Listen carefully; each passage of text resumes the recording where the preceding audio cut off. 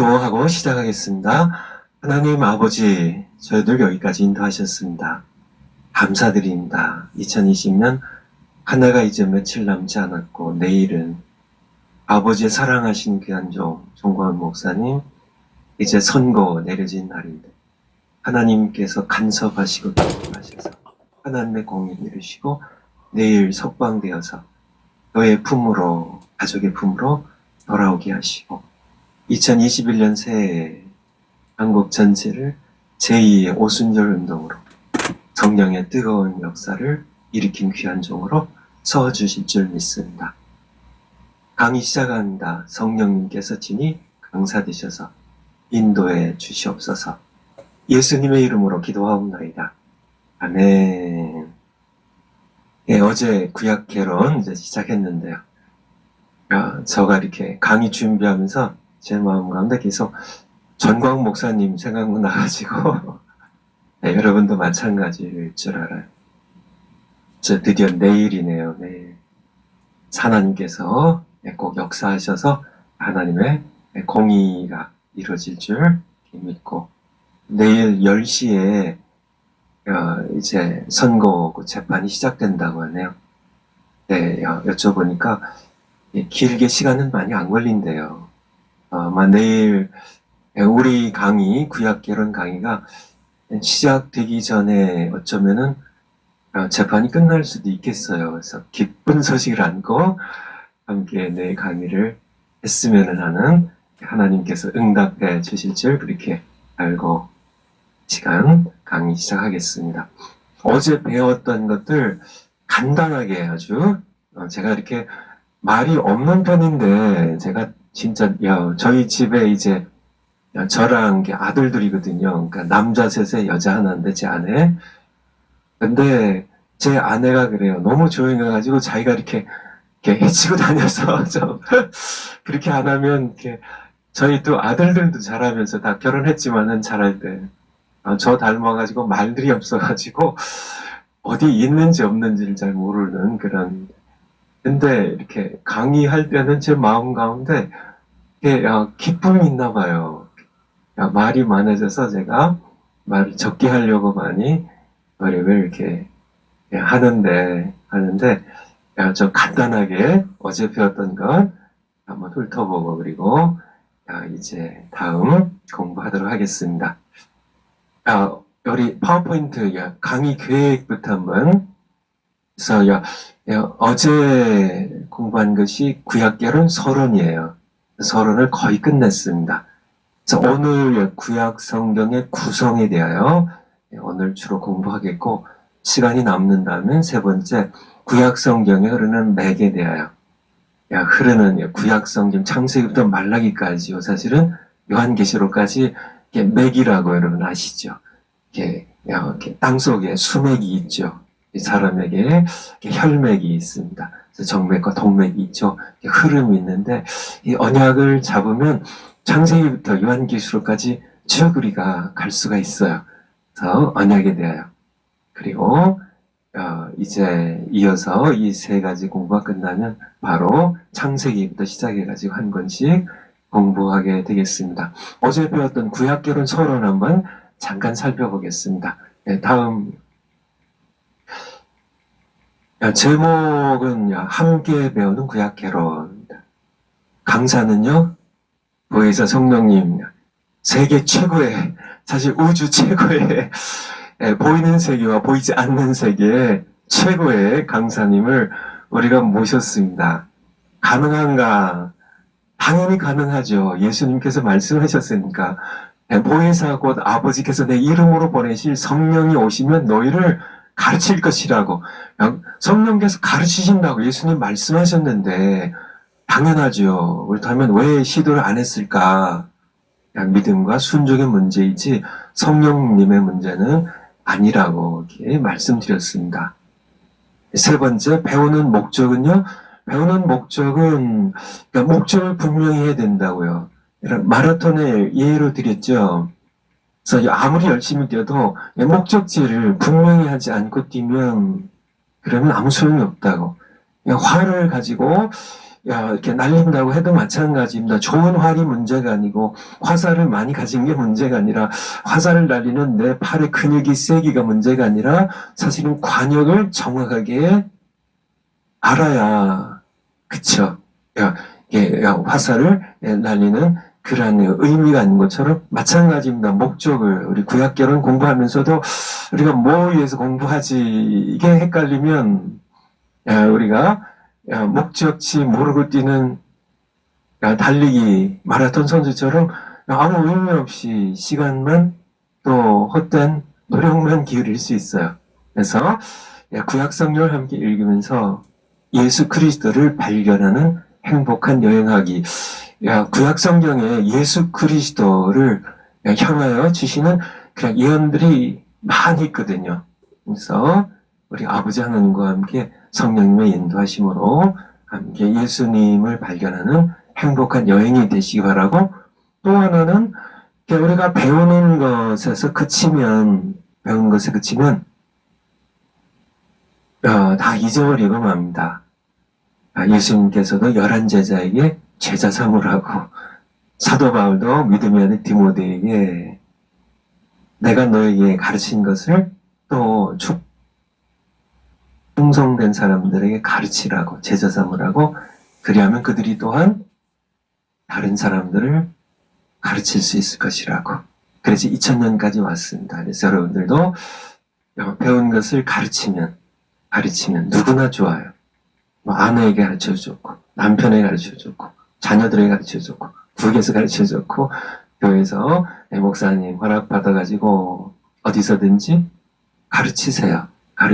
그러면 배운 것보다 10배 이상입니다.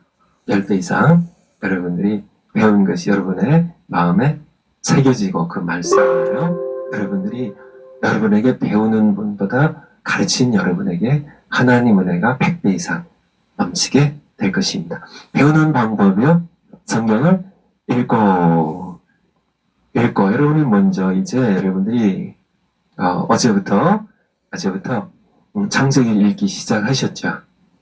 읽고 배우고 또 배운 다음에 또 읽기예요. 바쁠 때 읽는 두 가지 방법입니다. 너무 바쁘신 분들은 생업 때문에요. 너무 바쁘신 분들은 그냥 전혀 안 읽는 것보다는 그래도 듣는 게 나아서 추천하는 게 오디오 성경 듣기고요. 여러분 전화기 통하여 제가 추천하는 방법은 어제 놓다 지워버리셨네요. 뭐라고요? 금식입니다. 금식 한 끼 하고 두 끼 하면은 창세기 1장부터 50장까지 다 읽어버려요. 근데 금식하면 더 집중이 잘 돼요. 금식은 집중이 잘 됩니다. 여러모로요. 배가 고플수록 식곤증이 없기 때문에 머리가 맑아져요. 제 경험에서 나온 얘기입니다. 이렇게 금식을 이렇게 여러 날 많이 하게 되면 이제 힘이 이제 지쳐서 기진하게 되지만은 또 이제 머리도 아픈 분들도 있고 이렇게 하지만은 한두 끼 하루 이틀 3일 정도는 우리가 머리가 맑아지거든요.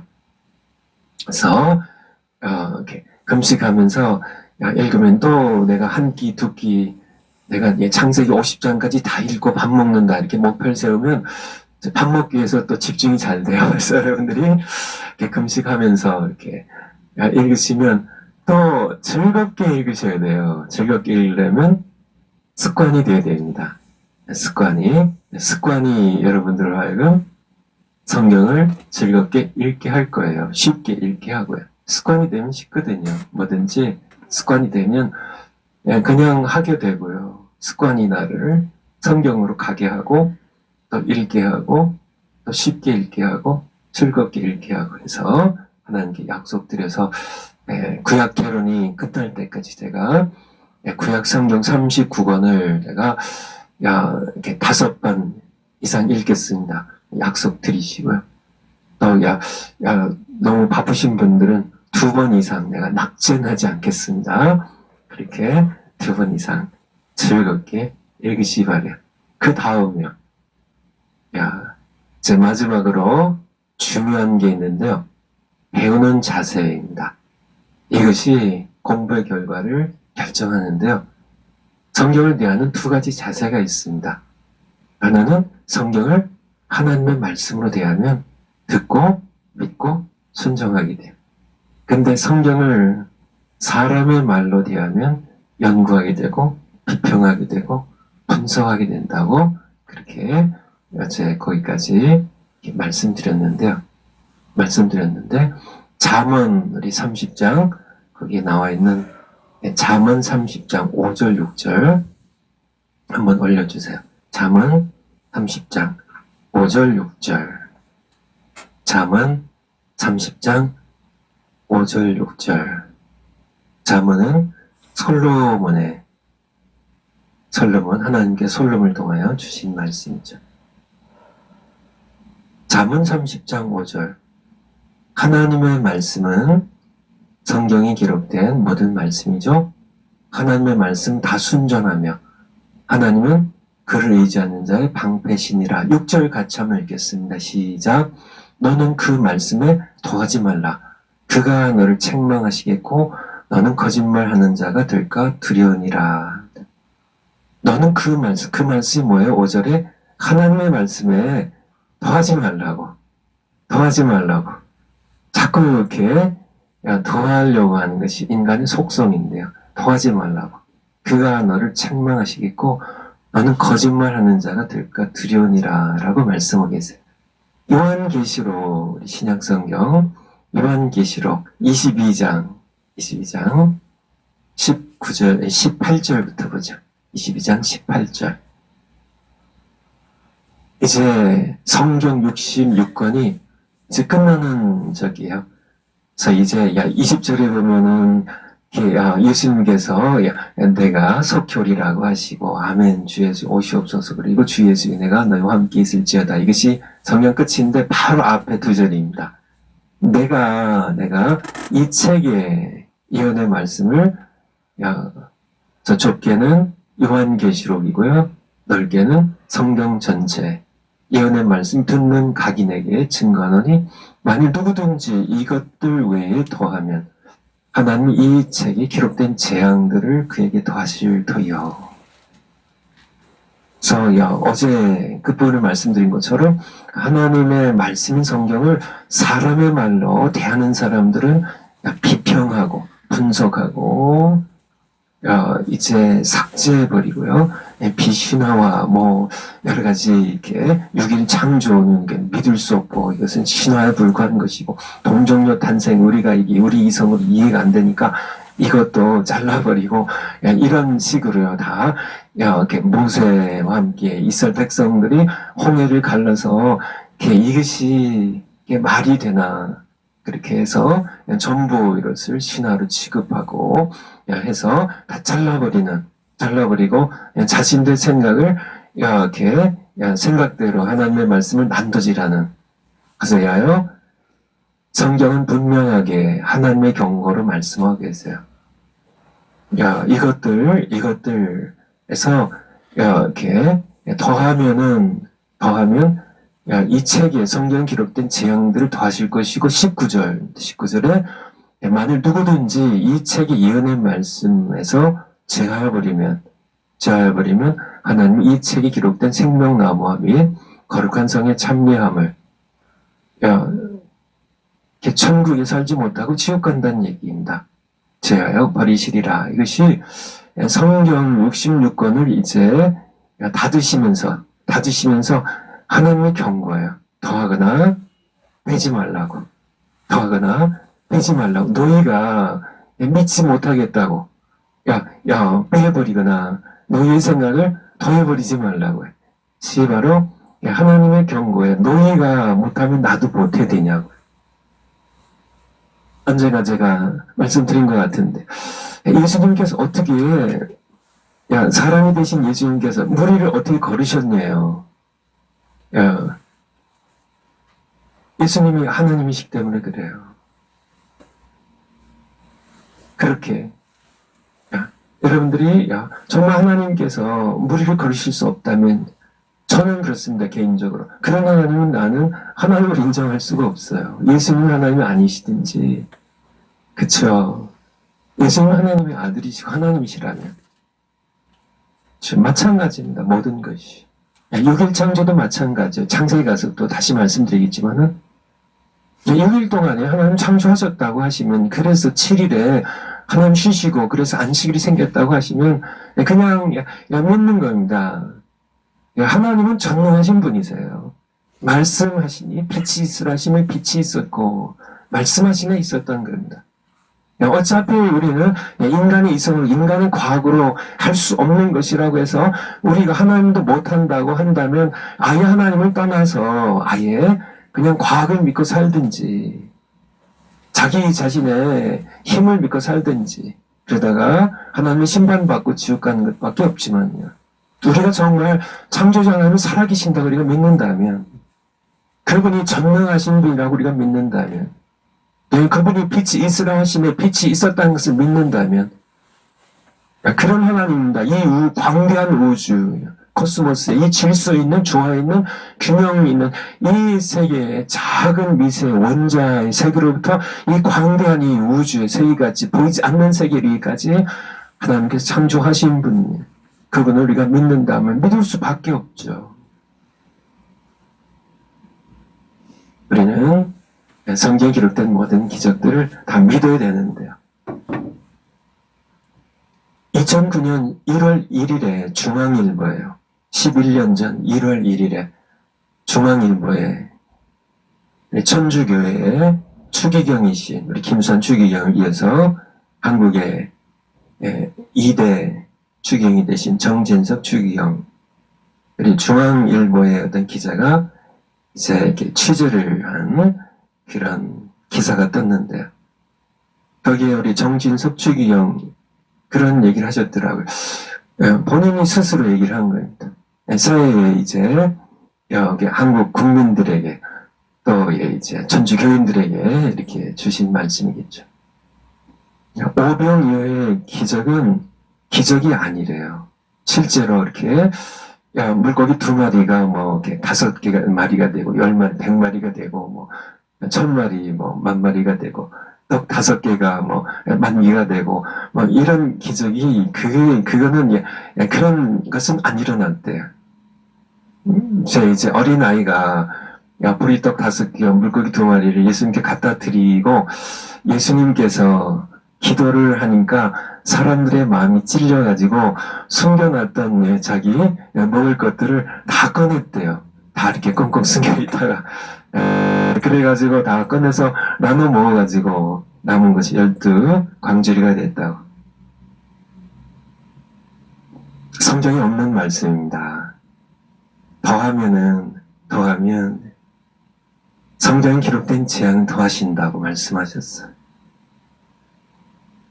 예수님께서 기도하시고 하나님께 감사 기도입니다. 사람에게 감사라고 가르친 기도가 아니라 기도가 아니죠. 그거는 사람에게 설교하는 거죠. 하나님 아버지께 감사 기도를 하시고 띄어서 이렇게 제자들이 주니까 제자들이 나눠줄 때 그래서 많은 그런 사람들이 거기서 그 기적을 체험하고 예수님을 억지로 왕으로 세우려고 하는 그런 기사가 요한복음 6장에 나와 있죠.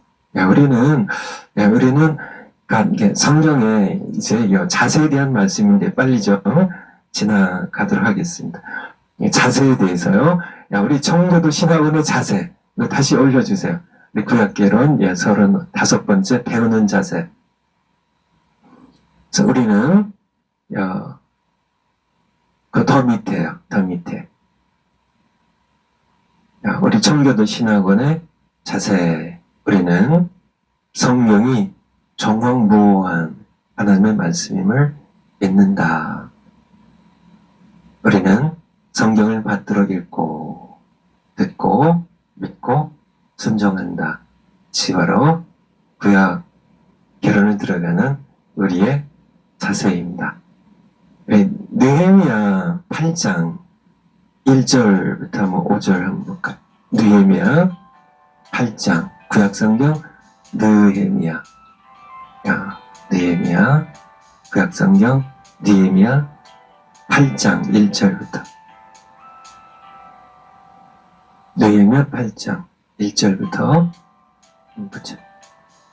이스라엘 자손이 그 본성에 이제 예루살렘에 거하였더니 7월에 이르러 7월 1일은 나팔절이고요. 10일은 대속절 욤키푸르고 15일이 이제 우리 장막절, 초막절 수당절이 7월에 이르러 모든 백성 일제 수문화 광장에 예루살렘입니다. 모여서 학사 에스라에게 여호와께서 이스라엘에게 명하신 모세 율법책을, 이 모세 율법책이 뭐예요? 모세 어경입니다. 가지고 거기를 청함의 2절 7월 1일에 이제 나팔절 절기죠. 제사장 에스라가 율법책을 모세 어경을 가지고 남자 여자 물은 알아들을 만한 회중 앞에 이르러 3절 수문학 광장에서 새벽부터 정오까지 그래서 6시부터 12시까지 하면 6시간 동안 남자 여자 물은 알아들을 만한 자 앞에서 이 말씀은 남자 여자 남녀 불문하고 알아들을 만한 그러니까 어린아이 가운데 이제 이해할 수 있는 그런 아이들 몇 살일까요? 한 서너 살은 아무래도 안 되겠고 한 7, 8살 이상 되는 아이들 앞에서 읽으니 뭇 백성이 그 율법책에 귀를 기울였는데 이것이 우리 자세예요. 4절에 학사 에스라가 특별히 지은 강단에 백성들이 많이 모였으니까 좀 높여서 나무로 강단을 이렇게 하고 우편에 이제 좌우편에 이제 레위 지파의 지도자들 백성 지도자들이 다 섰고요. 5절 한번 같이 읽겠습니다. 5절 시작. 학사 에스라가 모든 백성 위에 서서 저희 목전에 책을 펴니 책을 펼 때에 모든 백성이 일어서니라. 아멘. 책을 펼 때 모든 백성이 일어서니라. 여러분, 그러니까 성경에 대하여 요즘 집집마다 보면 제가 침방할 때 이렇게 보면 성경책이 여기저기 굴러다니는데요. 하나님의 말씀에 대한 경외심이라고 할까요? 모세 율법책, 아마 모세 율법책 가운데 학자들의 경우는 신명기서가 아닐까 이렇게 생각하는데 어쨌든요 모세의 율법책입니다. 에스라가 이제 그것을 읽으려고 그렇게 섰을 때 백성이 모두 여기저기 이제 앉아서 이제 쉬다가 아니면 대화하다가 다 일어섰다는 얘기입니다. 책을 펼 때 모든 백성이 일어서니라 이렇게 말씀하고 계세요. 이것이 바로 우리가 성경책을 대하는 우리의 자세가 되어야 돼요. 우리 좀 건너뛰어서 8절 9절로 하나님의 율법책을 8절 하나님의 율법책을 낭독하고 소리내어 읽는 겁니다. 그 뜻을 해석하여 백성에게로 그 낭독한 것을 다 깨닫게 하네.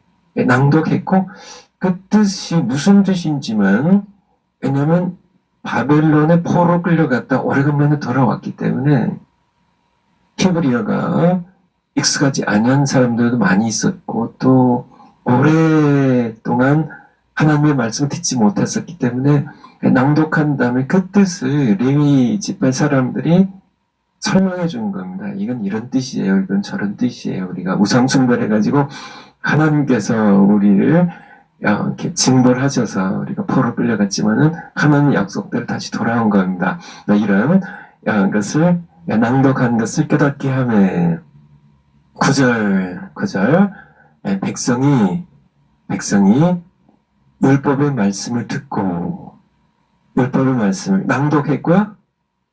누가 낭독했어? 에스라가 낭독했어요. 누가 들었어? 백성이 들었어요. 들은 결과 어떻게 됐어? 다 우는지라 흐느껴 울었어요.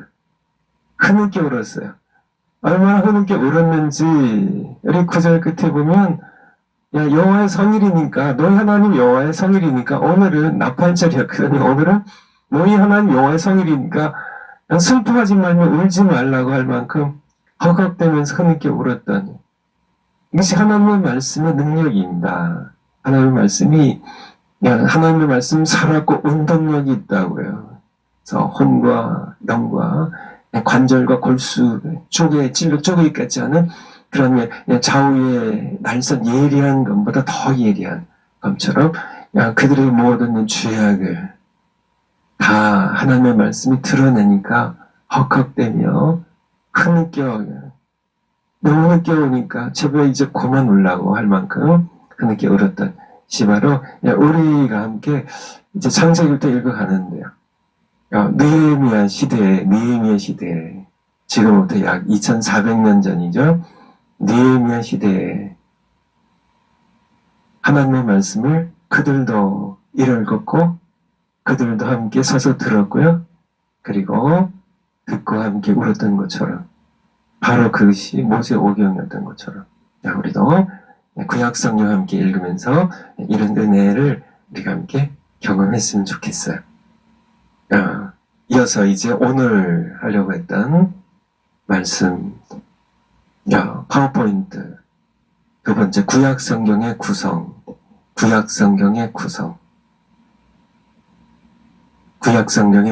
한번 올려주세요.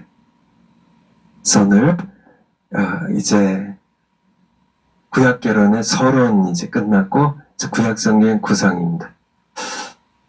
먼저 구약성경의 기호부터 말씀드리면 첫 번째 창세기부터 말라기까지 39권입니다. 역사서 17권. 역사서 17권인데 그걸 조금 더 세분한다면 모세오경이 5권이고요. 역사서가 12권이요. 여호수아부터 에스더까지. 그리고 시가서가 5권입니다. 욥기부터 아가서까지. 그리고 선지서가 17권이에요. 17권. 17권인데 17권을 세분한다면 대선지서가 5권, 이사야서부터 다니엘까지. 서선지서가 12권인데 호세아부터 말라기까지. 자, 여러분들이 이것을 좀 머리에 넣으셔야 돼요. 17, 5, 17입니다. 역사서 17, 시가서 5, 선지서 17. 17, 5, 17 합쳐서 39권. 아시겠죠? 앞에 이스라엘 백성의 역사를 담은 역사서 17권. 그 다음에 시가서입니다. 하나님을 찬양하고 예배하고 삶의 지혜를 담은 시가서, 시와 노래로 적힌 그런 책이라고 해서 시가서입니다. 5권. 선지자들의 선지서 17권. 17, 5, 17. 아시겠죠? 17, 5, 17. 17, 5, 17. 두 번째, 기록은 주전입니다. 주님 태어나시기 전이라는 의미예요. 주전, 영어로는 BC입니다. Before Christ. 예수님 태어나기 전. 주전. 세상 분들이 쓰는 기원전, 서기 몇 년, 그거 쓰지 않고요. 우리는 성경적으로 주전, 주후. 예수님 태어나신 후에는 주후. 영어로는 원래 라틴어인데 아노 도미니라고 AD를 쓰죠. 아노는 해입니다. year. 그리고 이렇게 해 아시죠? 이렇게 1년, 2년 할 때 해. 도미니는 주님의 해라는 뜻이에요. 그래서 주전 1400년부터 대략입니다. 대략 1400년부터 모세의 출애굽이 주전 1446년이니까요. 그래서 그 약 40년, 광야 40년 동안에 모세오경이 쓰여졌으니까 그 무렵에 1400 주전, 예수님 오시기 전 약 1400여 년 전부터 400년까지, 주전 400년까지입니다. 말라기 선지자가 부르심 받은 게 주전 430년이니까 그때까지 약 1000년에 걸쳐서 쓰여졌습니다. 구약 성경의 대부분 히브리어고요. 일부만 조금 이렇게 아람어가 이렇게 섞여 있습니다. 그 다음요. 그렇다면 이제 모세 오경, 그러니까 모세 오경. 간단하게, 왜냐면, 뒤에 이제 창세기 출애굽기, 구체적으로 우리가 공부해 갈 거기 때문에, 간단하게만 이렇게 보면, 이렇게 모세 오경입니다. 우리가 앞서서 역사서 17권인데, 역사서의 앞부분 5권이 모세 오경이라고요. 뭐 다 아시다시피, 창세기 출애굽기 레위기 민수기 신명기 5권입니다. 하나님께서 모세를 통하여 주전 1446년이 바로 출애굽하던 해예요. 그리고 1406년이 주전 1406년이 이제 모세가 죽고 모압 평지에 이제 산에 올라가서 요단 동편에 비스가 산 꼭대기에 올라가서 죽게 되죠. 그리고 이제 그때까지의 기록입니다. 모세의 오경이 히브리어 명칭은 여러분들 이렇게 뭐 꼭 알 필요 없지만은 그냥 토라라는 건데 그 뜻은 로입니다. 율법이라는 뜻이에요. 율법, 로. 헬라어로 모세의 오경은 펜타티우크인데요. five books, 5권의 책이라는 뜻입니다. 펜타티우크. 내용입니다. 모세의 오경의 내용은 뭔가? 모세의 오경의 내용은 창조, 하나님의 창조, 중요한 사건이죠. 인간의 타락입니다. 그리고 하나님의 심판, 홍수의 심판이죠. 거기까지가 창세기 1장부터 11장까지고요. 하나님께서는 아브라함을 부르세요. 창세기 12장 1절부터 아브라함을 부르십니다. 그래서 본토 친척 아비집을 떠난 내가 지시할 땅으로 가라고 언약을 맺기 위한 과정으로 이렇게 부르시는데요. 아브라함과의 언약을 통해 한 나라를 세우세요. 그 나라의 이름이 이스라엘입니다. 그 나라를 제사장 나라로 삼았어요. 그 나라를 통하여 땅의 모든 민족이 복을 받게 하신 것이 하나님의 뜻이었어요.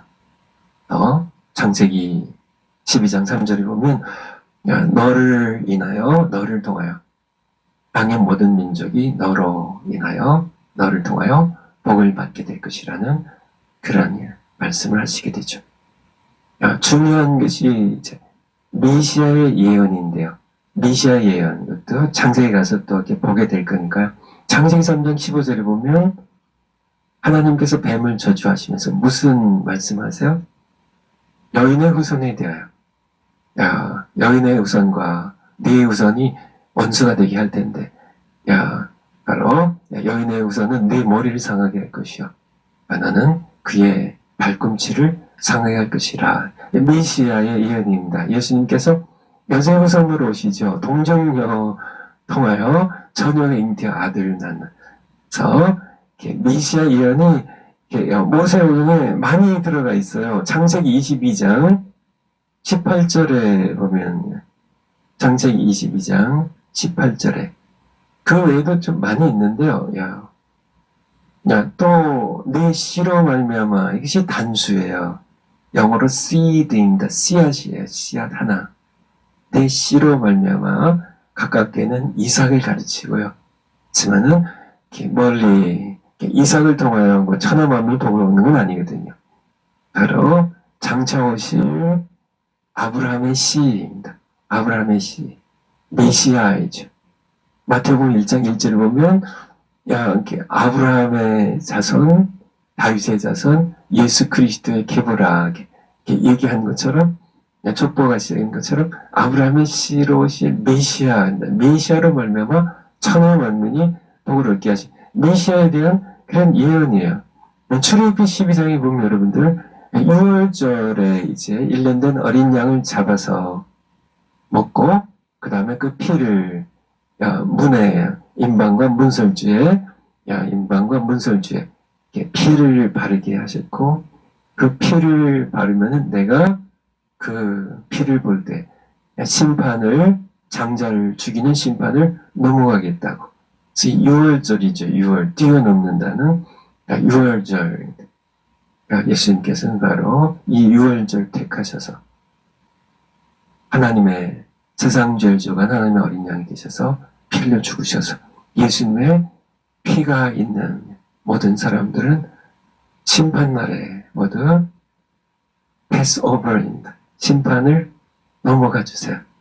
그런 많은 것들이 이 레위기 전체가 사실은 속죄 제물에 대하여 또 대제사장의 모든 역할에 대하여 전부 히브리서에 보면 다 이제 그러니까 예수님 메시아로 오신 예수님의 우리를 위한 속죄 제물로 송아지의 피로 하지 아니하시고 자기의 피로 자신이 멜기세덱의 반차를 이있는 대제사장이 되셔서 하늘에 있는 하나님의 성소에 자기 피를 가지고 올라가셔서 우리 죄를 속죄하신 그 예표가 바로 어디에 나와 있어? 레위기에 나와 있습니다. 레위기 읽을 때 여러분들은 예수님의 십자가에 피 흘려 죽으심을 생각하면 정확하게 맞습니다. 이것이 바로 장차 오신 메시아의 그 양의 피가요.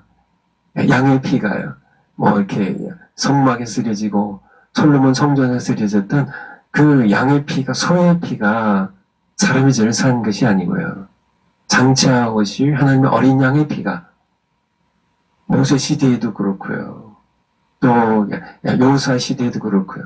다윗 시대, 솔로몬 시대, 그러니까 그 시대의 모든 그러한 죄들을 바로 예수님의 피로 사하셨음을 여러분들이 함께 그렇게 레위기를 읽으시면서 하시기 바라고요.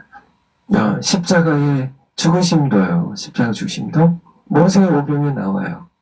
십자가 죽으심이 모세의 오병에 나와요. 어디에 나올 것 같으세요? 어디에 나올까요? 아마 제가 말씀드리면 금세 생각날 텐데요. 민수기에 나옵니다. 민수기 21장 9절. 민수기 21장 9절. 백성들이 하나님께 원망했죠. 하나님께서 불뱀을 보내셨습니다. 이 사막의 이 불뱀은 무서운 뱀이에요. 독사입니다. 아주 강한 독이 있는. 그래서 물리면 사람들이 얼마 살지 못 금세 죽어버리는. 그래서 이렇게 많은 백성들이 물려 죽어가고 있을 때 백성들이 죽어갈 때 모세가 하나님께 이렇게 엎드렸을 때 하나님께서 말씀하신 겁니다. 그 절에 보면 모세가 노뱀을 만들어 장대 위에 다니 뱀에게 물린 자마다 노뱀을 쳐다본즉 살더라. 노뱀을 쳐다보면 뱀에 지금 물려 죽어가는데요. 기어서라도 나와가지고 사람들이 그러다가 해서 노뱀을 높이 달았는데 믿음으로 쳐다보면 다 살았습니다. 바로 요한복음 3장 14절부터 요한복음 3장 14절. 모세가 요한복음 13장 14절 한번 올려주실까요? 요한복음 3장 14절. 모세가 광야에서 뱀을 든 것 같이 인자도 들려야 하리니 이는 저를 믿는 자마다 믿고 광야 시대에 노뱀을 쳐다본 즉 살더라 하신 말씀처럼 저를 믿기만 하는 믿고 바라보면 영생을 얻게 하려 하심이니라. 이렇게. 그리고 요한복음 3장 16절에 여러분들 남성하시는.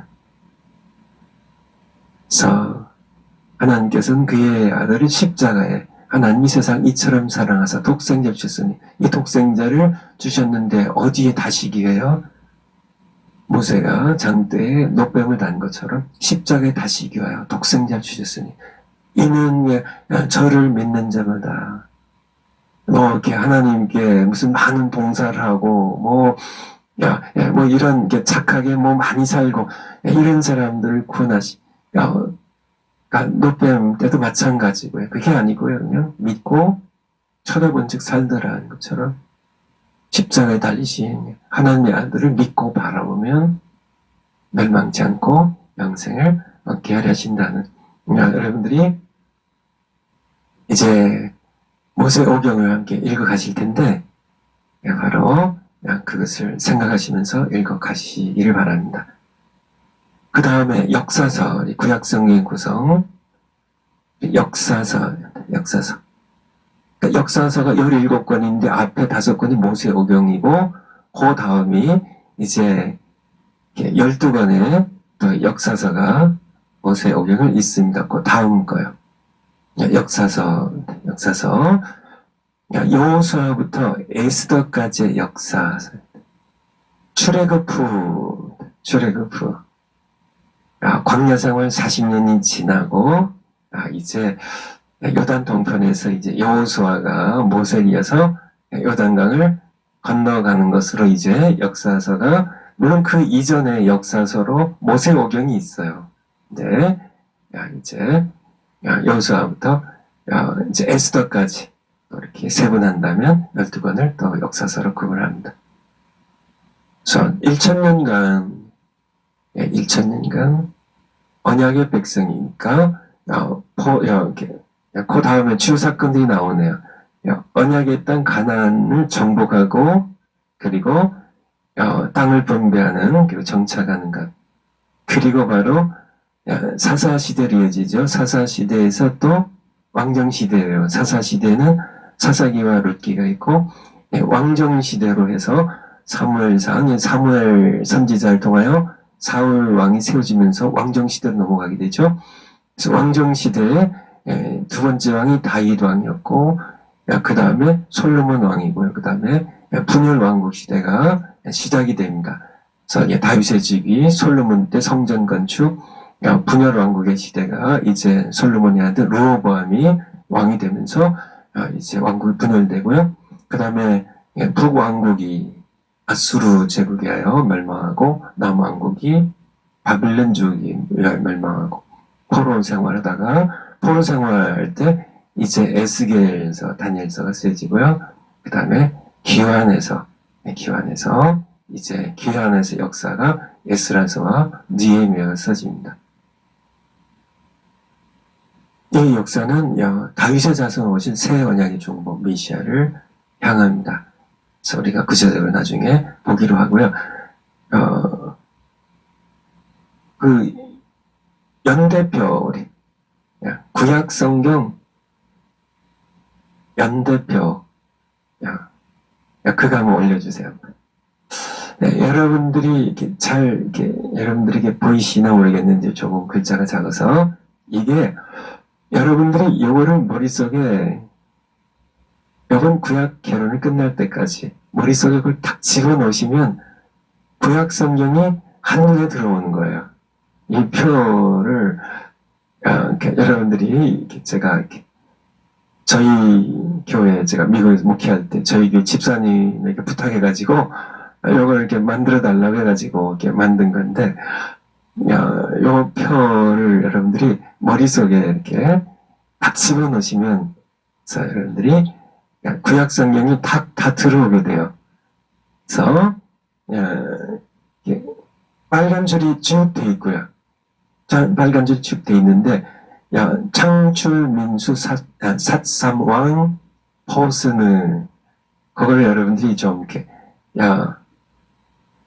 창출, 민수, 삿삼왕, 포로 생활입니다. 3은 삼상삼하가 있고요. 삼상삼하, 왕야, 왕상왕하. 여기에 역사에 흐름이 있는 성경이에요. 역사에 흐름이 있는, 주로 이제 역사서들인데요. 역사에 흐름이 있는 그런, 그래서 여러분들 저기를, 창세기, 출애굽기, 레위기는 출애굽 거기에 이렇게 넣으면 되고요. 민수기는 신명기로. 레위기는 역사의 시간이 흐르지 않는다는 거예요. 민수기 때는 이렇게 신명기는 시간이 흐르지는 않아요. 그리고 시간이 또 언제 흘러요? 민수기에서 여호수아로, 그리고요 여호수아에서 사사기로요. 룻기는 사사시대에 쓰여진 거고요. 사무엘상에 사무엘, 그리고 선지자, 그리고 사무엘하의 주인물은 다윗이고요. 열왕기상의 주인물 솔로몬이고요. 그리고 열왕기하에 이제 많은 북남야 왕국의 여러 왕들이 쭉 나오게 됩니다. 그래서 역사서 그리고 포로 시대가 있고 그 다음에 에스라, 느헤미야, 에스더는 에스라의 시대, 포로 시대에 포로지에서 있었던 일들이고요. 에스라는요 돌아와서 포로 귀환한 이후에 돌아와서 에스라가 있고 느헤미야가 있어요. 역대상 역대하는 여러분들 이렇게 표에 나와 있는 것처럼 포로 시대 이후에 쓰여져요. 포로 시대 이후에 쓰여집니다. 그래서 이때는 역사상 시간이 흐르는 건 아니고요. 되돌아보는 거예요. 시간이 그러니까 역사의 부분이 어디와 겹치냐면 역대상은 사무엘하와 겹치고요. 주로 다윗이 주된 인물로 나오게 되고 역대하는 열왕기상과 열왕기하 요 때의 역사를 포로 시대 이후에 되돌아보면서 기록한 그런 역사서입니다. 여러분들 이렇게 그리고 시가서는 욥기는 족장 시대에 쓰여진 것으로 이렇게 생각이 돼서 창세기 밑에 뒀고요. 그리고 이렇게 시가서가 이제 나머지 4권 가운데 시편은 거의 절반 정도가 다윗이 썼고요. 그리고 나머지 시가서 3개는 잠언, 전도서, 아가서는 솔로몬에 의해서 쓰여져요. 그리고 여러분들이 하나 이렇게 표를 보면서 이렇게 발견하는 게 있는데 선지서는 열왕기상 이전에는 한 권도 쓰여지지 않는다는 걸 발견하게 되죠. 그쵸, 놀랍죠. 놀랍죠. 선지서는 이스라엘이 이제 분열돼가지고 멸망할 때 이제 타락이 절정에 달하고 부패하고 우상숭배가 절정에 달할 때 그때 선지서들이 집중적으로 하나님께서 그의 종들을 부지런히 보내셨다고요. 계속 보내십니다. 아모스 호세아는 북이스라엘 왕국에 보낸 선지자들이고요. 요엘부터 이제 예레미야까지 그러니까 유다 왕국에 보낸 선지자들이고요. 요나, 나움은 니누의 타국에 이렇게 이제 예언의 말씀을 심판의 말씀을 전하고 오바댜는 에돔 족속에 그래서 이렇게 이제 열왕기 하의 그 시대에 많은 선지자들을 하나님께서 집중적으로 많이 보내셨죠. 포로로 끌려갔던 다니엘은 바벨론의 1차 포로로 끌려갔던 사람 중에 한 명입니다. 그래서 포로지에 썼던 선지서고요. 에스겔은 2차 포로 때 끌려갔던 선지자예요. 그래서 포로 시대에 쓰여졌던 그리고 학개, 스가랴, 말라기는 포로에서 귀환한 다음에 이렇게 포로도 우리가 역사서 다시 보겠지만은 3차에 걸쳐서 포로 끌려가고요. 그리고 귀환도 3차에 걸쳐서 다시 귀환하게 되는데 그래서 이 학개, 스가랴, 말라기는 선지서 맨 끝에 나와 있죠. 이 세 권은 포로 시대 후에요. 귀환한 후에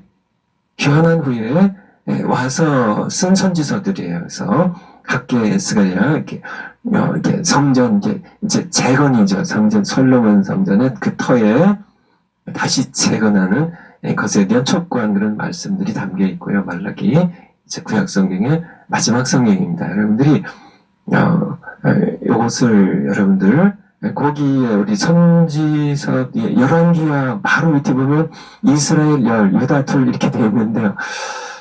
이렇게 하나님께서 솔로몬이 우상숭배했을 때 이제 이렇게 왕비들 많이 두고요. 많은 이방 여인들 데려다가 왕비 삼고 이방 신전들 세우고 이제 우상숭배했을 때 하나님께서 이제 지파 가운데 한 지파만 남기고 다 빼앗기로 그렇게 말씀을 하시죠.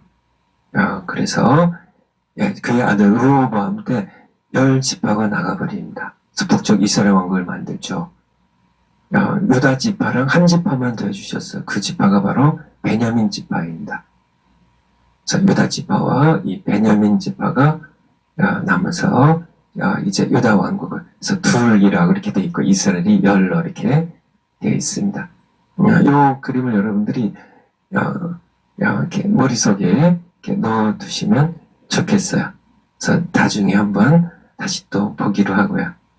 그 다음에 시가서 네 번째 우리 파워포인트의 네 번째, 시가서. 파워포인트 네 번째, 우리 구약성경의 구성. 네 번째, 시가서. 시가서는, 욥기는 언제 쓰여졌다고요? 사실 하나님만 아시고 정확한 잘 몰라요. 근데 족장시대 쓰여질 것으로. 모세시대가 아니라 사실 거슬러 올라가서 족장시대. 아브라함, 이삭, 야곱 그 족장시대에 쓰여졌을 것으로. 그래서 모세, 오경에 밑에 이렇게 두었던 시가서. 시편은 다윗이요. 잠언전 나가서는 솔로몬. 내용을 보면 하나님을 향한 언약의 백성의 이스라엘의 찬송과 예배, 삶과 지혜를 담고 있고요. 오실 메시아에 대한 소망을 노래하고 있습니다. 여러분들에게 시가서 이렇게 보면서 여러분들이 느끼겠지만은 우리 사람이 지어진 목적이 무엇이라고 생각하세요? 사람이 지어진 목적 바로 예배입니다. 예배. 소리문답 1번에 사람의 제1되는 첫째 되는 목적이 무엇이냐? 바로 하나님을 영화롭게 하고 그를 영원히 즐거워하는 것이라고요.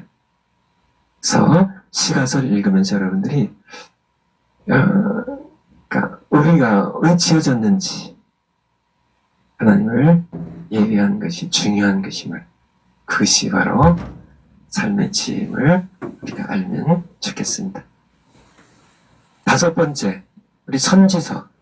다섯 번째, 선지서. 이사야부터 말라기까지 17권인데요. 앞에 5권이 대선지서고 뒤에 12권이 소선지서예요. 내용은요, 하나님께서 언약을 깨뜨린 이스라엘 백성을 향해 우상숭배의 죄를 회개하고 돌아오라는 부르심입니다. 하나님께서 분열 왕국 시대예요. 열왕기 하가 쓰여졌던 시대예요. 하나님께서 선지자들을 집중적으로 보내셔서 북이스라엘 왕국이요, 남유다 왕국에 더 많이 보내시고요, 타민족들에게도요, 우상숭배를 회개하고 돌아오라는 부르심이 선지자입니다. 그렇지만은 백성들은 불순종하고 멸망을 당하죠. 하나님께서는 새 언약의 중보로 메시아를 보내주실 것을 제 선지서에 예언을 하시게 된 그런 내용으로 우리에게 선지서를 이렇게 주셨습니다. 그래서 구약 성경의 구성에 대하여 여러분들에게 이렇게 말씀드렸고요. 이제 세 번째로 구약 성경에 흐르는 맥에 대하여, 우리 파워포인트 한번 올려주실까요? 구약 성경에 흐르는 맥에 대하여. 구약 성경에 흐르는 맥.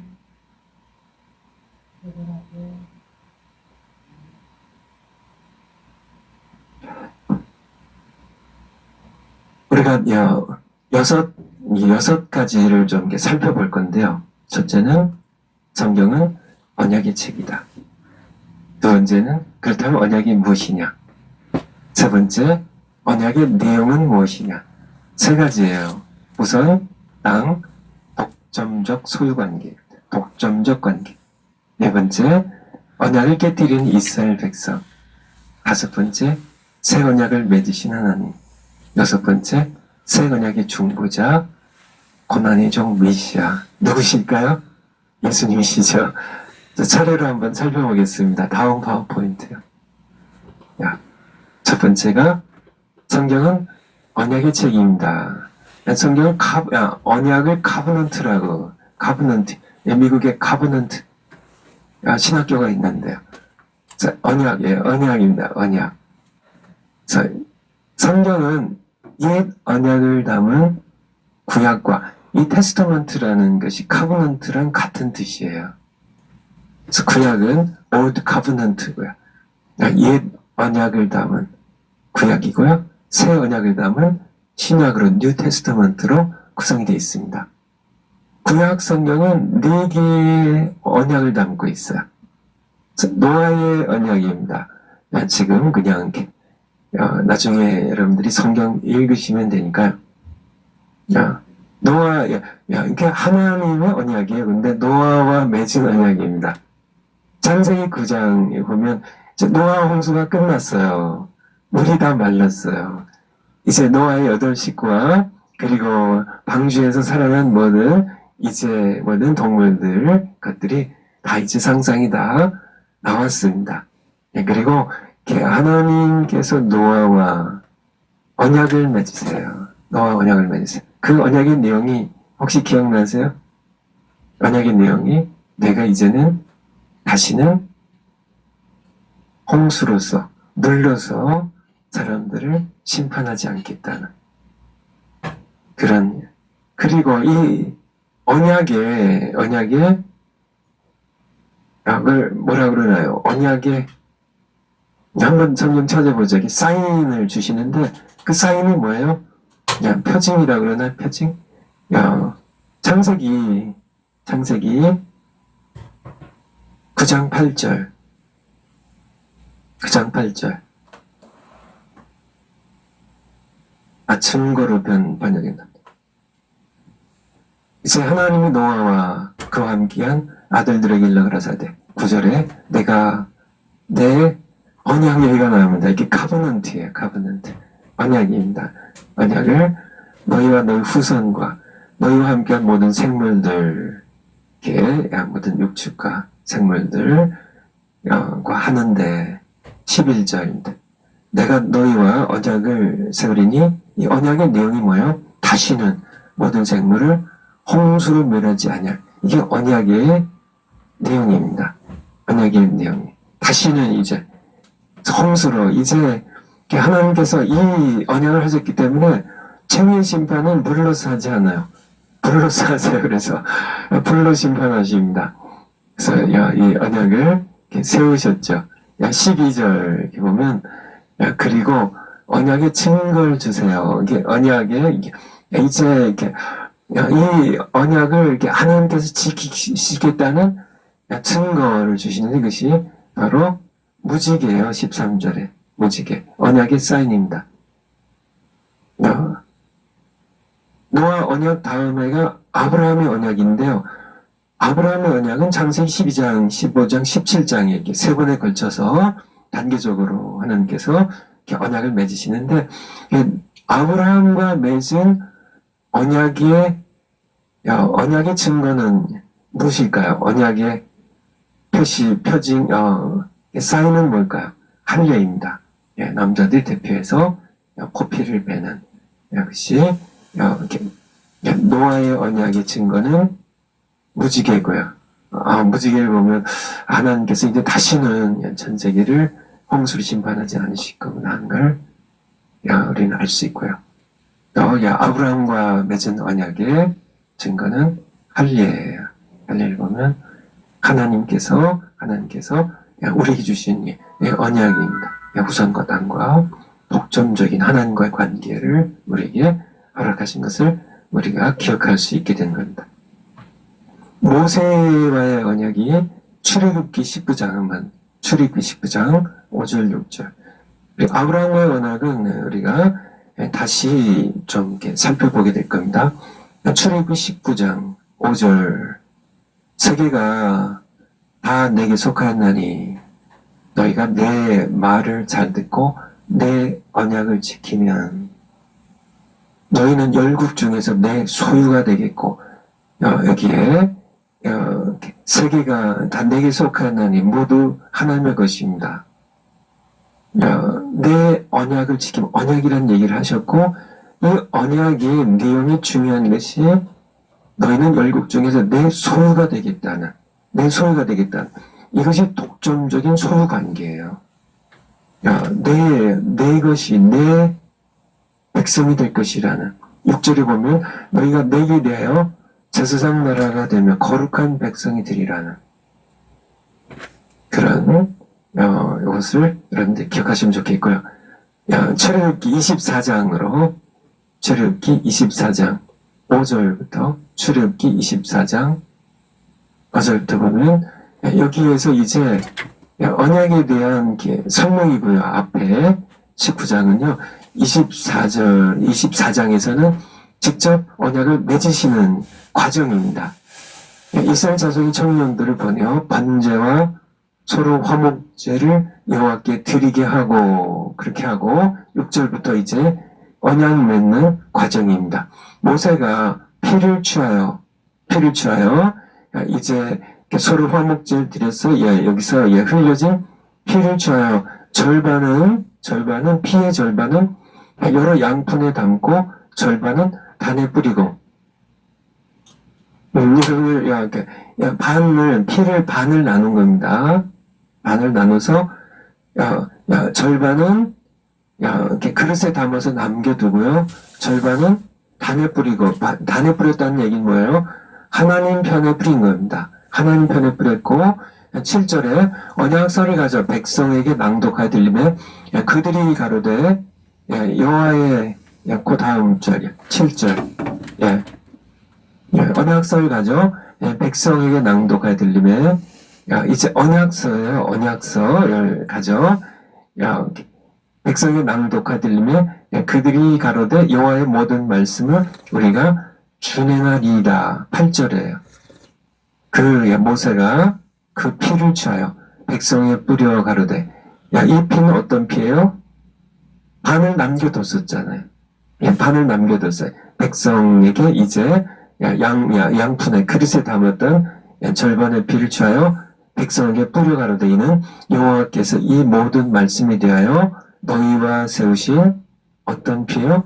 언약의 피니라. 이것이 언약을 맺는 과정이에요. 이 언약을 맺기 위해서 정결한 한 짐승이 쪼개져 죽었어요. 그렇죠? 그리고 피를 받아서요. 그 피를 받아서 절반은 하나님께 뿌리고 절반은 백성에 뿌리는 이것이 바로 여러분들이 언약을 이해하기 위하여 조금 자세히 우리가 살펴본 겁니다. 그 다음이 이제 다윗 언약이고요. 다윗 언약 보면 하나님께서 사무엘하 7장 16절에 보면 내 집과 내 왕위를 영원히 내가 지키겠다, 견고히 하겠다고. 내 집과 내 나라가 내 앞에서 영원히 보존되고 내 왕위가 영원히 견고하리라 하셨다 하라. 근데 이것을 나중에 23장 5절에 보면 다윗이 이제 죽음을 앞두고 그가 하나님이 나와 더불어 영원한 언약을 세우사라고 그렇게 말씀하고 계세요. 그래서 다윗과 맺은 그런 언약을 23장 5절 한번 올려주실까요? 그러면 여기에 내 집이 이제 다윗이 이제 나이 많아서 죽기에 앞서서 하나님 앞에 이같이 아니하냐. 하나님이 나와 더불어 영원한 언약을 세우사. 이 영원한 언약의 내용이 뭐예요? 다윗의 집과 다윗의 집과 다윗의 왕위가 영원히 견고하리라는 이것이 사실은 주전 586년에 이제 이렇게 시드기야가 이제 남유다 마지막 왕으로 죽으면서요. 다윗의 후손이죠. 함께 이제 이렇게 폐위되면서 또 죽고요. 그래서 왕위가 끝났는데 어떻게 영원한 언약이 될 수 있을까요? 바로 메시아, 다윗의 자손으로 오시는 메시아 영원한 왕이 이제 오시기 때문에 그렇죠. 이제 성경은 언약의 책이라는 것을 구약 성경에 4개의 언약입니다. 노아 언약, 아브라함 언약, 모세 언약, 다윗 언약. 물론 다른 것을 더 추구하는 분들 계신데요. 비나스 언약, 그런 아담과 이제 맺은 그런 언약 이런 것들 얘기하지만은 성경이 구체적으로 언약이라고 하나님께서 말씀하신 것은 이 4가지입니다. 구약 성경의 4가지. 두 번째 파워포인트 언약이라는 것은 무엇인가? 언약이란 지금 이 강의 내용의 이 파워포인트를 이제 제가 부탁드렸거든요. 그래서 우리 네이버 너라 TV 카페에 이제 제 이름이 있는데 거기 가시면 아마 다 올려놓을 거예요. 여러분들이 제 구약성경 이렇게 연대표도 있고 이런 것들 이렇게 보시면서 좀 복습하셨으면 좋겠어요. 언약이란 한번 올려주실까요? 언약이란. 그럼 언약이란 뭔가? 성경이 언약의 책이라고 하는데요. 그래서 구약 성경이 옛 언약, 신 언약인데 구약, 옛 언약인데. 그런데 언약이란 뭔가? 상관 간에 맺는 일종의 계약 혹은 맹세입니다. 히브리어로 베리트라는 단어를 쓰는데요. 쪼갠다는 의미입니다. 쪼갠다는 의미. 성경의 언약은 하나님께서 그의 백성과 피로 맺는 언약입니다. 아까 모세의 언약 맺는 과정을 한번 보셨죠. 어떤 짐승을 반으로 쪼개요. 그래서 피를 받아요. 그래서 양편에 다 피를 뿌리는. 그래서 이렇게 언약을 어길 시 내가 이렇게 둘로 쪼개져서 죽고 피를 흘려 죽는다는.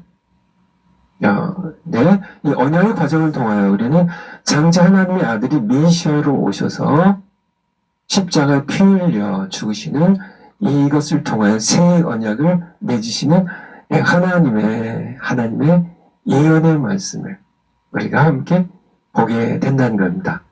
그런데 누가 쪼개져야 되는 이 언약이 이제 이렇게 소를 쪼개요. 양을 반으로 쪼개요. 저기서 이제 피를 받아서 이렇게 양쪽에다 피를 뿌리는데요. 그래서 내가 이 언약을 어기면 어긴 사람이 이 죽은 소처럼 이 죽은 쪼개져서 반으로 쪼개서 필려 죽은 이 양처럼 그 어긴 사람이 쪼개져서 죽임을 당하는 것이 이게 언약이에요. 이게 언약이에요. 근데 왜 하나님의 아들이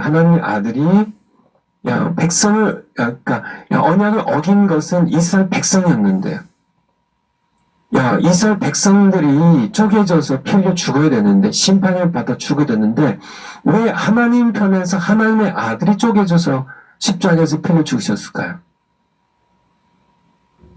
사실 이것을 우리가 함께 바라보게 되는데요.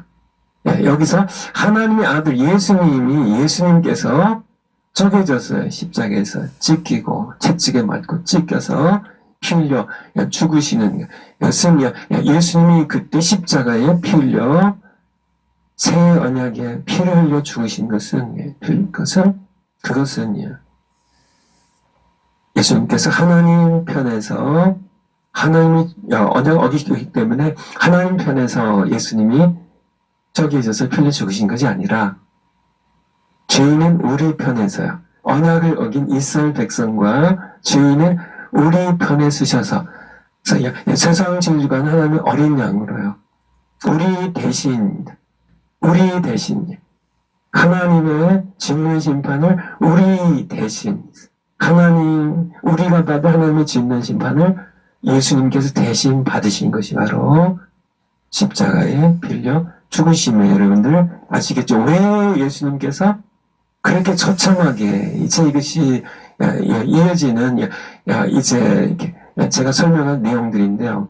왜 예수님께서 그렇게 처참하게 죽으셔야 했을까? 왜 그렇게 참혹하게 찢겨서 이것은 너희를 위한 내 몸이라고 죄에 만찬하시면서 이것은 너희를 위하여 흘리는 나의 피 곧 새 언약의 피라고 바로 예수님께서는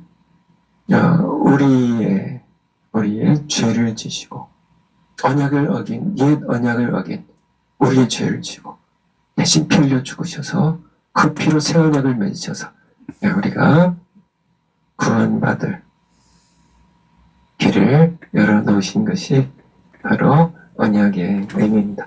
세 번째 언약의 내용입니다. 언약의 내용이 세 가지인데요. 하나님께서 언약을 맺으실 때 이제 대표적인 언약이 아브라함 언약인데요. 후손을 약속하시고 땅을 약속하시고 복종적 소유 관계를 말씀하세요. 그래서 이 세 가지를 여러분들이 이해하셔야 됩니다. 성경 그대로 나와 있는 건데 후손에 대해서는요, 하늘의 별들을 보라고요. 하늘의 별처럼 너희 후손이 번성할 것이라고. 땅에 대해서는요, 북쪽으로 유라된 큰 강부터 남쪽으로 나일강이 이르기까지 그 땅을 너희 후손에, 너와 너 후손에게 주겠다고요. 땅에 대한 말씀과 그리고요, 독점적 소유관계입니다. 그래서 이것이 이렇게 언약하면 하나님께서 이것이 이제 새 언약에서도 계속 이어지기 때문에요. 여러분들이 하나님께서 맺으시는 언약의 내용에 대하여 후손을 번성케 하시는 땅을 주시고 독점적 소유관계 세 번째. 후손에 대하여 한번 찾아보면요. 창세기 15장 5절입니다. 창세기 15장 5절. 창세기 15장 5절. 창세기 15장 5절. 하나님께서 이제 언약을 맺으시는데 그를 이끌고 밖으로 나가 가라사대 하늘을 우러러 무별을 셀 수 있나 보라. 그에게 이르시되 네 자손이 후손에 대한 후손이 지금 아브라함에게는 지금 자녀가 없었거든요. 그러니 그에게 언약의 내용입니다. 후손을 하늘의 별처럼 바닷가 모래알처럼 주시겠다는 그런 언약에 들어가 있는 그런 말씀입니다. 그래서 하나님께서 언약 주실 때 주신 후손에 대한 것, 후손에 관한 것. 두 번째가 땅에 관한 건데요. 땅입니다.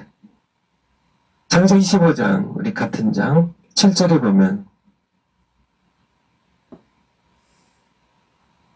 또 그에게 이르시되 나는 이 땅을 네게 주어 땅을 주시겠다 그래요. 땅에 관한 얘기가 이제 계속 나오는데요. 거기 8절에도 나오고요. 가로되 주여 내가 이 땅으로 업을 살면 하나님께서 내게 주실 것을 어떻게 알겠습니까? 하면서 이제 언약을 이렇게 맺는 그런 과정을 이렇게 들어가는데요. 18절 한번 가볼까요? 15장 18절. 15장 18절. 그날에 여호와께서 아브라함으로 더불어 언약을 세워 가라사대. 언약 세우는 과정은 17절고 위쪽으로 이제 짐승들 쪼개고 새는 쪼개지 않았죠? 하고 17절에까지 쪼갠 고기 사이로 해가 져서 어두울 때 연기나는 풀무가 보이며 타는 횃불이 하나님을 상징하는 겁니다. 쪼갠 고기 사이로 지나더라. 이것이 언약을 맺은 건데요. 18절이 그날에 여호와께서 아브라함을 더불어 언약을 세워 가라사대 18절. 내가 이 땅을 애굽강에서부터 남쪽으로 애굽강에서부터 큰 강 유브라데까지 이 땅을 네 자손에게 주노니 이렇게 하나님의 언약 가운데 땅의 언약이 있어요. 땅에 대한 약속이 있습니다. 그래서 이스라엘 백성들이 요단강을 건너서 하나님의 언약의 땅입니다. 약속의 땅, 가나안 땅을 정복해 들어간 것 하나님께서 주셨기 때문에요. 이렇게 보면 이스라엘 백성들이 특별히 이제 아브라함 때부터 아브라함에게 먼저 주셨죠. 아브라함에게, 이삭에게, 야곱에게, 그리고 이스라엘 12지파에게 그리고 이렇게 주셨는데 이 땅에 대한 말씀들이 계속 나오는데 이 땅에 대한 것들 여러분들이 좀 더 정확하게 좀 이해하기 위해서 한편으로는요. 하나님께서 그렇게 사람들이 대대로 이렇게 살고 있는데 하나님께서 그렇게 주셔도 될까요? 지금도 이스라엘이 1948년에 독립했는데요. 독립하기 이전에 다른 사람들이 팔레스타인 사람들이 거기에서 대대로 10년 산 것도 아니고 100년 산 것도 아니고 주전 586년에 이스라엘 백성들이 망한 이후에 그리고 흩어진 이후에 야, 2000년 이상 거기서 살고 있었는데 갑자기 이스라엘 백성들이 나와가지고 거기가 자기 하나님 주신 자기 땅이라고 내놓으라고 그래가지고 지금까지 치열하게 전쟁을 치르면서 살아가고 있는데요. 아무리 하나님이라도 그렇지, 하나님이셔도 그렇지, 그렇게 땅을 그냥 막 주셔도 될까요? 아까 우리가 봤던 것처럼 그러니까 세계가 내게 속하였다고 내 것이라고 말씀하신 하나님입니다. 하나님만 그렇게 하실 수 있다는 얘기예요. 그래서 성경적으로 보면 이스라엘의 요구가 정당하다는 그런 말씀을 드리는 겁니다. 레위기 25장 23절 한번 볼까요? 모세오경인 세 번째 책입니다. 레위기 25장 23절. 토지를 영영히 팔지 말 것은 토지는 다 내 것임이라. 누구의 말씀이에요? 하나님의 말씀입니다. 야, 너희는 나그네요. 우거하는 자로서 나와 함께 있을 뿐이라고. 야, 그러니까 토지는 하나님의 것이에요. 그러니까 요즘 뭐 땅 토지, 그러니까 땅 토지 뭐 이렇게 뭐 투기하고 뭐 아파트 투기까지는 괜찮겠지 모르겠지만 뭐 땅 투기하고 이런 분들이 계신데 그것 이렇게 하나님께서는 그것 내 것이라고 이렇게 영영히 팔지 말 것이. 이렇게 너희는 단지 내가 만든 내 땅에서 단지 나그네처럼 잠시 살다가는 손님이 불과하다고 그런 말씀하고 계세요. 그래서 하나님께서 그러니까 아브라함과 언약을 맺으시면서 내가 이 땅을 너와 내 후손에게 주겠다고 이렇게 말씀하셨다는 겁니다. 이 하나님의 언약을 아브라함과 그 후손들이 엄청 중히 여겨요. 후손도 중히 여기지만은 땅도 중히 여깁니다. 우리 이삭의 결혼 연영이 100세 만에 난 이삭이 드디어 결혼을 해야 될 때가 됐는데 이 가나안 땅의 여인들과 결혼시키기를 원치가 않았죠. 창세기 24장에 보면 창세기 24장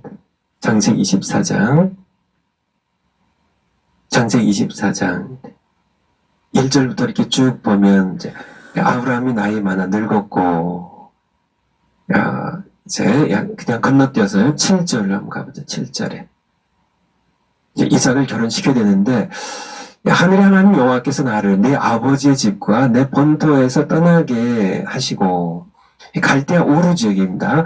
내게 말씀하시며 내게 맹세하여 이르시기를 이 땅을 내 씨에게 주리라 하셨으니 이 땅을 그래서 이게 늙은 종이 아브라함에 얘기합니다. 그러니까 내 아버지 집 하란 땅에 가가지고 메소포타미아 지역에 이제 북쪽 지역이죠. 유브라데 강과 티그리스 강이 만나는 그 상류 지역의 하란 땅에 가서 내 아버지 집에 여자를 여인을 데리고 와서 내 아들 이삭을 결혼시키라고 그렇게 종을 보내죠. 종을 보내는데 종이 얘기를 합니다. 그런데 이게 먼 길이잖아요. 그래서 이게 나를 이렇게 따라오지 않는다면 여인이 따라오지 않는다면 이삭을 데리고 다시 하란 땅으로 돌아갈까요? 그러니까 이 아브라함의 소원이 이 가나안 땅의 여인들과 결혼시키기 원치 않으니까 그러면 이 메소포타미아 지역에 사는 이 아브라함의 그 친족들 가운데 결혼할 상대를 찾기 원한다면 뒤로 갈까 할 때 아브라함의 답변이네요. 하나님께서 이 가나안 땅을 내주셨기 때문에 데려가지 말라는 것이. 그래서 8절에 보면 만일 여자가 24장 8절 만일 여자가 너를 쫓아오고자 아니하면 그냥 나와 이 맹세, 너와 나 사이의 맹세는 그냥 없던 것을 해도 준다. 내 아들을 그 땅으로 데려가지 말라. 왜요? 이 땅을 하나님께서 나에게 주셨기 때문에. 야곱의 유언 한번 볼까? 야곱의 유언. 창세기 49장 29절. 창세기 49장 29절. 창세기 49장 29절. 그가 그들에게 명하여 이제 야곱이 죽을 때가 다 됐을 때 유언으로 남긴 내용입니다. 명하여 가로되 내가 내 열조에게로 돌아가리니 나를 햇사람 에브론의 밭에 있는 굴에 우리 부여조와 우리 선조와 함께 장사하라. 바로 30절에 이 굴은 가나안 땅 마무리하고 가나안 땅이지. 아브라함이 햇사람에게서 산 소위의 매장지로 삼은 것. 거기에 아브라함도요, 그의 아내도요. 이삭과 그의 아내 리브가도. 거기에 또 레아도요. 야곱의 아내 거기 장사되었다. 가나안 땅이 이제 30절이 가나안 땅.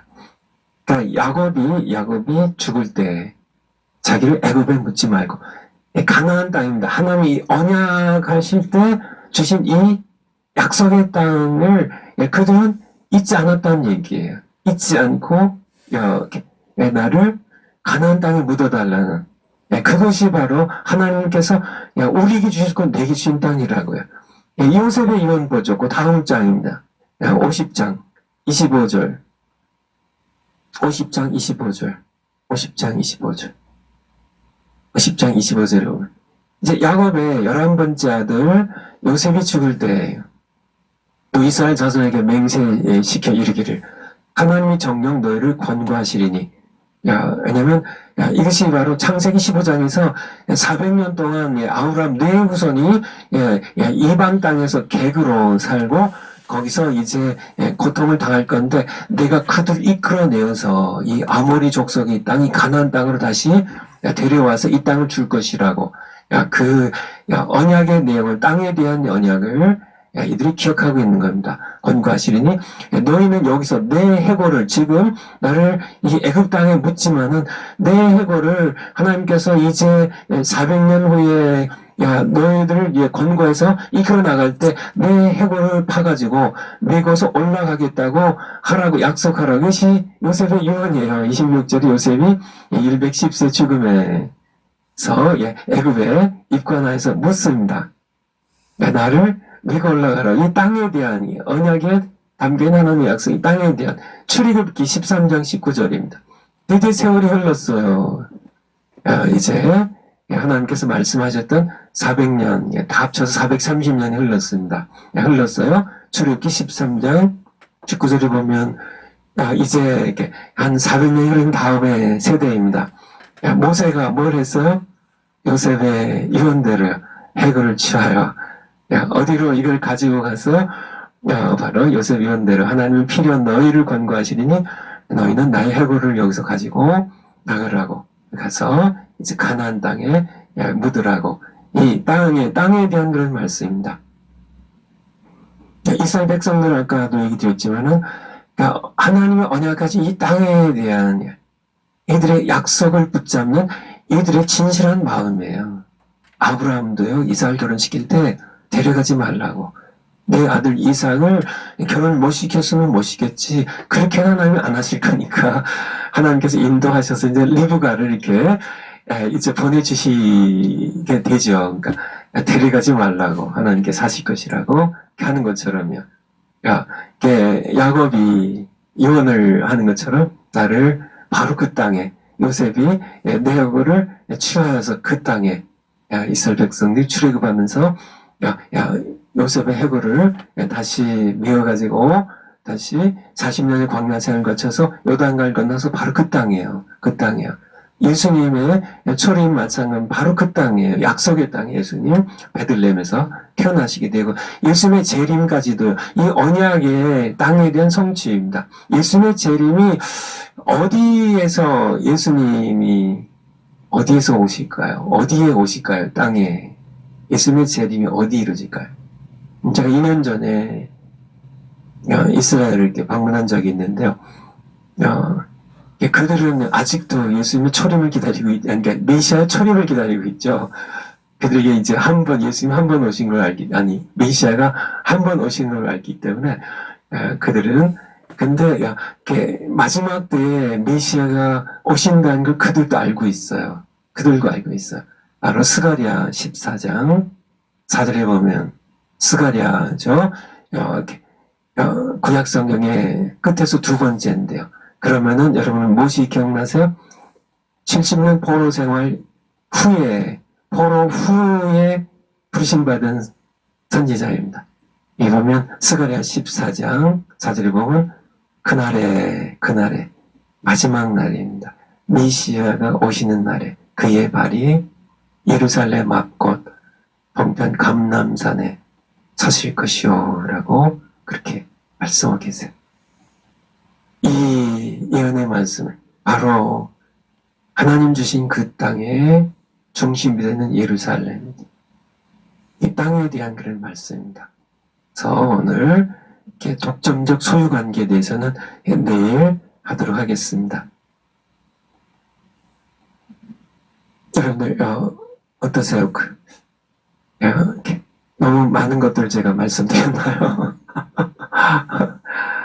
네, 사람들 이렇게 그렇게 어려워할 건 없어요. 이제 창세기부터 이제 성경 들어가기 전에 이런 것들을 좀 이렇게 머릿속에 넣어두고요. 이렇게 언약이 중요한 거구나. 결국은 이 언약은 이스라엘 백성들이 어겼고 하나님께서 그의 아들을 메시아로 보내서 그리스도로 보내서 새 언약을 맺으셨구나. 이것을 구약 성경이 말하고 있구나. 이런 것은 여러분들이 마음에 넣어두시면 되겠습니다. 기도하고 마치겠습니다. 하나님 감사드립니다. 성경에 언약이 얼마나 중요한지 하나님께서는 하나님 지으신 백성들이 타락하고 하나님께서 근심하시며 심판하신 후에 하나님께서는 언약을 통하여 백성들 구원하기 원하셨습니다. 결국은 새 언약의 중보자로 오시는 하나님의 아들 예수 그리스도의 십자가의 피를 죽으시는 그 새 언약으로 우리를 구원해 주신 것 감사드립니다. 저희들 이제 성경의 창세기부터 읽어갈 때 지금 배웠던 이러한 것들이 함께 연결되어서 잘 이해할 수 있도록 성령님께서 도와주세요. 내일은 저희들이 그동안 금식하며 기도해왔던 대로 하나님께서 역사하실 날입니다. 하나님께서 간섭하시고 하나님께서 모든 것들 이끄셔서 하나님의 사랑하신 귀한 종 우리 정광 목사님 내일 속방될 수 있도록 역사해 주시옵소서. 감사드리며 예수 그리스도 이름으로 기도하옵나이다. 아멘. 내일 뵙겠습니다.